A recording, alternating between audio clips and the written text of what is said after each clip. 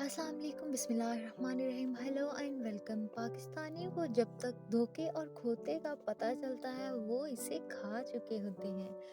اختلاف رائے معاشرے کا حسن ہے۔ اگر اختلاف رائے کا جواب دلائل علمی لحاظ سے دیا جائے تو قائم رہتا ہے، ورنہ معاشرے کا ناسور بن جاتا ہے۔ بارش ہوتی تھی تو دونوں بھیگتے تھے، میں راستے میں اور ماں دروازے پر۔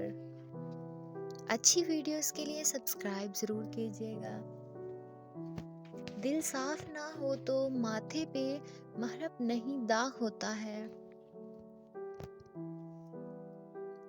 دنیا میں دو چیزیں ایسی میں جو اپنا راستہ خود بنائے ہیں، ایک بہتا ہوا پانی، دو کرنل کی بیوی۔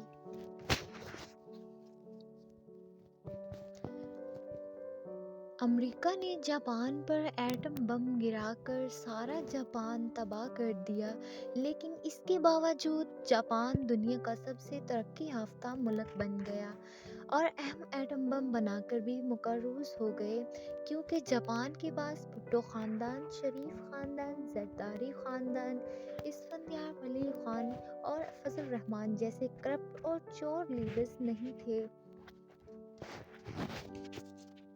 جو لوگ ایک دوسرے کی مسجد میں جانا پسند نہیں کرتے، وہ جنت میں ایک ساتھ کیسے رہیں گے؟ ہم جس معاشرے میں رہتے ہیں، اس میں بہن کے گھر سے پانی پینا حرام، جبکہ اس کا شرعی حصہ ہڑپ کرنا حلال سمجھا جاتا ہے۔ دنیا میں سب سے زیادہ فرعون پاکستان میں پائے جاتے ہیں۔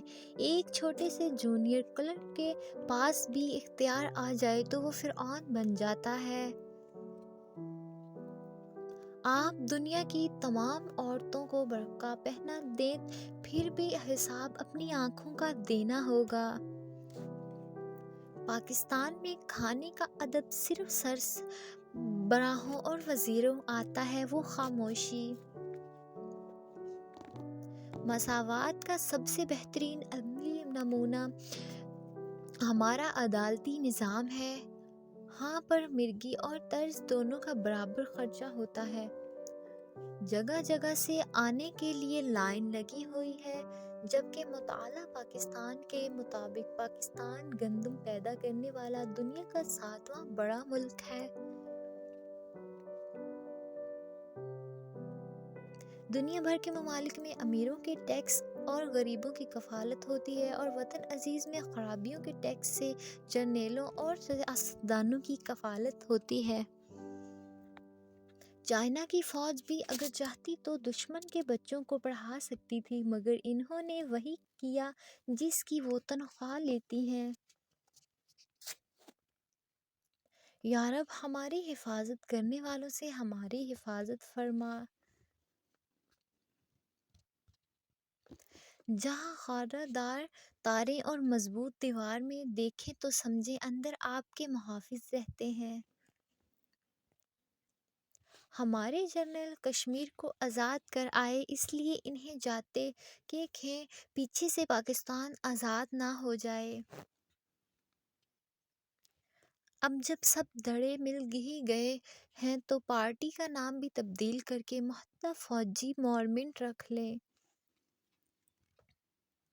حاجی صاحب وہ خطرناک ڈرائیور تھا جس نے پی ٹی ایم سے کرایہ جنت کا لے کر گاڑی دوزخ کی طرف موڑ دی ہے۔ ویڈیو اچھی لگی ہو تو لائک کیجیے گا، چینل کو سبسکرائب کیجیے گا۔ اللہ حافظ۔